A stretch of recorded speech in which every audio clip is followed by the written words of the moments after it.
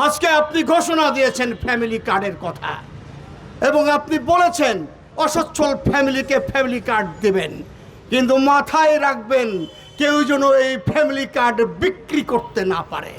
নির্বাচিত প্রধানমন্ত্রী তারেক রহমানের কাছে আমার গ্রিন পার্টি বাংলাদেশের পক্ষ থেকে একটি বার্তা থাকবে, যেন আপনি এখন থেকে প্রধানমন্ত্রী হয়েছেন, আপনি কিন্তু বিএনপির প্রধানমন্ত্রী হননি। আপনি বাংলাদেশের ছোট বড় মাঝারি সকল দল এবং সামাজিক সংগঠন, সেই সাথে দেশের সকল নাগরিকের প্রধানমন্ত্রী হয়েছেন, এটা মনে রাখতে হবে। এদেশে রিকশাওয়ালা, চা শ্রমিক, কৃষক, মেহনতি মানুষ, তাঁতি, জেলে, মাঝি, প্রত্যেকটি মানুষের প্রধানমন্ত্রী কিন্তু আপনি হয়েছেন। আপনার নির্বাচনের আগের চিন্তা আর নির্বাচনের পরের চিন্তা কিন্তু একাকার করলে চলবে না।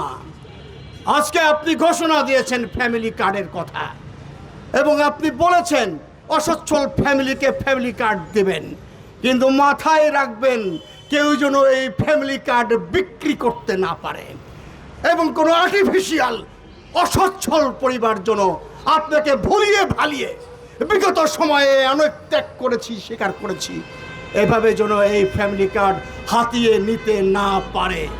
মনে রাখবেন আপনি এখন বাংলাদেশের 16 কোটি মানুষের প্রধানমন্ত্রী। আর একটা জিনিস খেয়াল রাখতে হবে, আপনি বাংলাদেশে অসংখ্য বৃক্ষরোপণ করবেন, এই যে জলবায়ু পরিবর্তনের হাত থেকে রক্ষা করবেন, খাল কাটবেন এবং আপনি নদী শাসন করবেন, কিন্তু মাথায় রাখতে হবে এই খাল কেটে কিন্তু কুমির আনা যাবে না।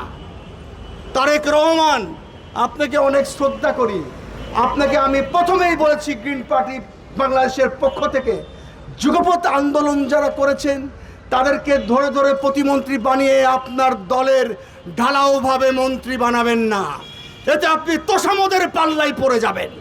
মনে রাখতে হবে আপনাকে মেধাবীদের সামনে এগিয়ে দিতে হবে। রাজনীতি করবার সময়, আন্দোলন করবার সময় একটা বিভাগ, একটা শ্রেণী কাজ করেছে, সেটা মাথায় রাখবেন।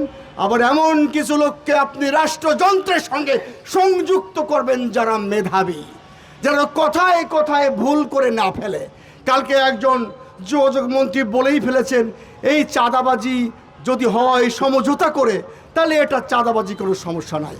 হয়তো উনি ভালো উদ্দেশ্যে বলেছেন, কিন্তু এখান থেকে যেন কোনো ফাঁক ফোকর বের করে কেউ যেন আপনার সরকারের ভাবমূর্তিকে ক্ষুণ্ণ করতে না পারে।